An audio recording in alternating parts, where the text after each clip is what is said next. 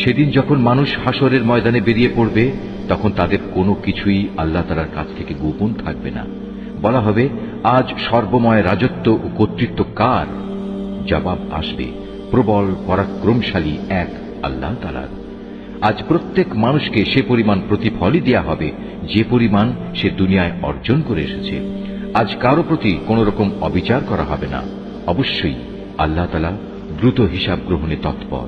হে নবী, তুমি তাদের আসন্ন কিয়ামতের দিন সম্পর্কে সতর্ক করে দাও, যখন কষ্টে তাদের প্রাণ কণ্ঠাগত হবে, চারিদিক থেকে দম বন্ধ হবার উপক্রম হবে। সেদিন জালেমদের আসলেই কোনো বন্ধু থাকবে না, থাকবে না এমন কোন সুপারিশকারী যা তখন গ্রাহ্য করা হবে। তিনি চোখের খেয়ানত সম্পর্কে যেমন জানেন, তেমনি জানেন যা কিছু মানুষের মন গোপন করে রাখে সে সব কিছু। আল্লাহ তাআলা তার বান্দাদের মাঝে ন্যায় বিচার করেন, কিন্তু ওরা আল্লাহ তাআলাকে বাদ দিয়ে যাদের ডাকে, তারা অন্যের ন্যায় বিচার তো দূরের কথা, নিজেদের কোনো বিচার ফয়সালাও করতে সক্ষম নয়। মূলত আল্লাহ তাআলা হচ্ছেন সর্বশ্রোতা, সর্বদ্রষ্টা। এই লোকগুলো কি আমার জমিনে ঘোরাফেরা করে না? ঘুরলে তারা দেখতে পেত এদের আগের লোকগুলোর কি পরিণাম হয়েছিল। অথচ শক্তিমত্তার দিক থেকে বলো এবং যেসব কীর্তি তারা এই দুনিয়ায় রেখে গেছে সে দৃষ্টিতে বলো, জমিনে তারা ছিল এদের চাইতে অনেক বেশি প্রবল। কিন্তু আল্লাহ তাআলা তাদের অপরাধের জন্য তাদের পাকড়াও করলেন। সে সময় তাদের আল্লাহ তাআলার গজব থেকে রক্ষা করার মতো কেউই ছিল না।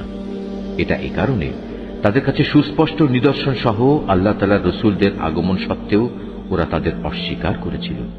অতঃপর আল্লাহ তাআলাও তাদের এজন্য ভীষণ শাস্তি দিলেন। তিনি খুবই শক্তিশালী, শাস্তি দানেও তিনি কঠোর। আমি আমার আয়াত ও সুস্পষ্ট দলিল প্রমাণ সহ মূসাকে পাঠিয়েছিলাম। তাকে পাঠিয়েছিলাম ফেরাউন, হামান ও কারুনের কাছে। অতঃপর ওরা বলল, এ তো হচ্ছে এক চরম মিথ্যাবাদী জাদুকর।